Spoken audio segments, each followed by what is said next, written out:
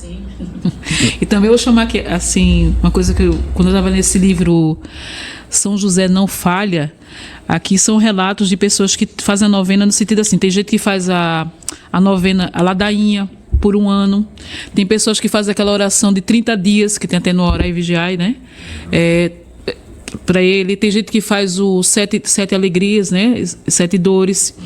Então, são pessoas que, através dessas novenas, com essas orações, conseguiram graças e testemunharam, né? Aí algumas aqui eu vou relatar.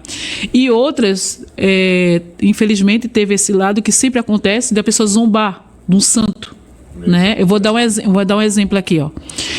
Não zombe de São José. O título é esse aqui, ó. No livrinho sobre São José, não pode faltar o seguinte exemplo. Sério como uma advertência. O mensageiro de Nossa Senhora de Altogim. Aos 8 de janeiro de 1933, transcreveu do jornal Novidade de Lisboa a seguinte ocorrência. Botaram assim. Em Madrid, os esbirros blasfemistas puseram em chamas um convento a mais, em conjunto à igreja de São José. Um deles ainda blasfemava Flautrão, era um nome assim, de ter antes cortado as 2 mãos da estátua de São José, ele cortou, e fazendo gozação exclamou: esse preguei uma boa, quero ver que mal pode acontecer. Ele cortou a imagem, as 2 mãos da imagem de São José e blasfemou, né? Coisa estranha nos dias imediatos. O malvado não pareceu mais entre os seus camaradas, mas o dias ainda, e foi internado no hospital. Não aguentava mais, repassado de dores tremenda. A mão direita ardia-lhe como uma brasa. O médico sentenciou: meu caro, se tem amor ao braço e à vida, é necessário tirar a mão. Já era a mão direita, viu? A mão direita dele. Desatou a chorar amargamente, baixando a cabeça. O médico estranhou a atitude, né? E perguntou-lhe pelo motivo. O infeliz puxou do bolso a mão esquerda, escondida até então. Estava crispada e rígida, como que ressequida e morta. Então, a mão esquerda também estava com a mesma, assim, sintomas, entendeu? Pobre homem, exclamou o médico. Também esta é preciso amputar, se é que quer salvar a tua vida. Falou para ele. Na sala de operação foram assim cortadas ambas as mãos daquele que decepara a mão da estátua de São José. E não é para dizer que aí estava o dedo de Deus? Olha aí. Veio a resposta em cima, né? Isso também leva a gente a meditar, né? Meditar, é verdade. Para a gente ter cuidado, não zombar das coisas de Deus, não brincar com o que é sagrado, né? E outra coisa que acontece muito, assim, das pessoas também estar brincando ou falando, murmurando, falando mal do profeta, né? Isso. E a gente tem que ter cuidado. Isso aqui é um exemplo típico, isso aqui está nesse livro aqui, ó. São José Não Falha, está aqui na página 67, né? Então, é um exemplo típico para a gente ter noção que a gente também não deve brincar com as coisas de Deus. O que Deus escolhe, o que Deus consagra, o que Deus quer, não se brinca. Não se brinca, né? E a gente também deve passar isso também para as pessoas, né?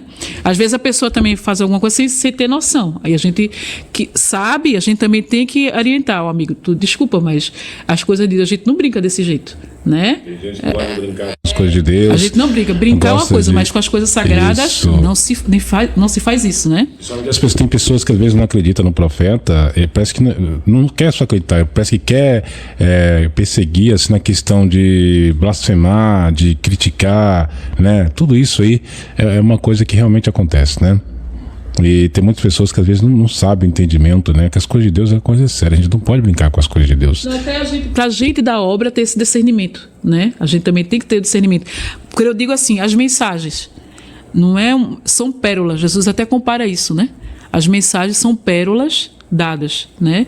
Nem todo mundo está entendendo, né? Assim, não vê a grandiosidade que é essas mensagens, né? Mas é porque a pessoa também tem que ter a humildade, né? Deus se esconde, o Deus tremendo, o Deus vivo, o Deus de Israel se esconde, como Deus se escondeu no presépio em Belém, né? Então ele vai se revelar aos humildes, ele foi se revelar aos pequenos. Então muita gente não entende isso, né? Mas por quê? Porque como Santa Teresinha aqui nesse livro dela, achei interessante isso aqui. Eu estava procurando sobre São José e eu acabei lendo outra coisa. É assim, pega uma coisa, vai outra. E ela fez essa comparação. Ela fez assim, Santa Teresinha, ela sabia de cor a imitação de Cristo. Perguntasse qualquer página para ela, ela dizia. Ela estava de cor, a imitação de Cristo. Aí ela faz a comparação de uma profecia de Ezequiel, que ela diz assim, que Deus estava alimentando ela com a farinha do trigo. Aí como agora ela já está num patamar mais grande, assim, espiritual, saiu um pouquinho, aí Deus agora vai alimentar ela com mel e com azeite. O que quer dizer isso, Márcia? Normalmente acontece assim, nós, né, viemos da igreja, somos católicos, viemos da igreja romana, então muita coisa a gente não estava entendendo. Então passamos a rezar o rosário, rezamos o rosário, e Nossa Senhora, com o Espírito Santo, começou a quê?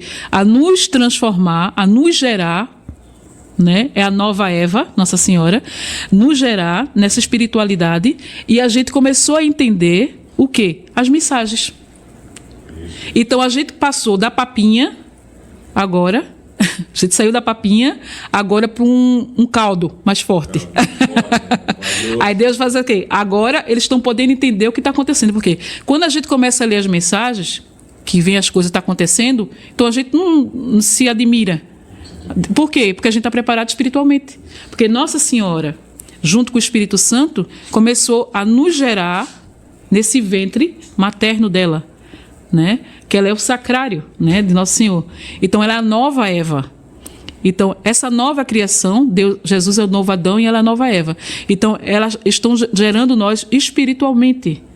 Então esse novo céu e terra, essa nova Jerusalém, né, através da mensagem, Nosso Senhor já está mostrando para nós como é que é. Então, quando a gente começa a falar aqui, hoje é São José, a vida de santo, tudo isso, a gente começa a ler, então a gente é tão assim simples que a gente vê assim, ó, um santo vai indicando o outro.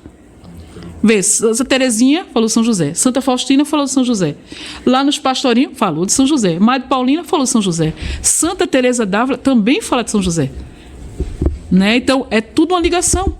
E na mensagem, São José passa várias mensagens para o profeta, ou não passa? Passa. Por quê? Porque ele é o patrono. Ele é o patrono, né? Santa Teresinha também passou mensagem. Santa Faustina também passou mensagem. Os pastorinhos passaram mensagem, né? Então, quer dizer, o céu todo, a gente está falando um pouco aqui, mas o céu todo também está ligado. Isso mesmo, né? É muito nesse importante, sentido, né? Muito importante você falar isso aí, Márcia, que a gente sabe que a palavra de Deus fala que no final dos tempos o Espírito Santo derramaria, né? É isso. As pessoas de idade terão visões, né? E a gente vê isso hoje, né? A gente às vezes vê que uma criança revelativa o sonho, vê Jesus, até entre o neto do profeta, né? A gente vê as criancinhas, né? Falando. É nesse sentido, porque o Espírito Santo está aqui, está lá. Está com o seu Pedro. Ele é da geração. Eu já estava. Depois eu vou, se der tempo, não sei, né? Eu quero falar um pouco do ofício da Imaculada, se der, né? Mas agora é São José. Então, seu Pedro também tem as características de São José. Ele foi justo, ele foi obediente a Deus. Do mesmo, se você comparar, a mesma coisa, ele foi obediente. Deus pediu, fazia. Ele era um homem silencioso. Né? Então a gente começa a comparar, porque está no mesmo patamar espiritual.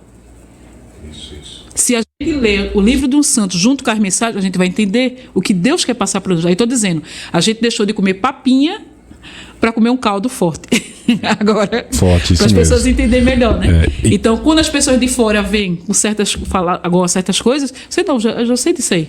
Nosso Senhor já está dizendo na mensagem, eu já tô ciente disso aí. E aqueles que experimentam esse caldo forte que está falando, né, no caso das mensagens, eles não se abalam com o que está acontecendo, porque a gente sempre tem aquela preparação espiritual, né, do que vai acontecer.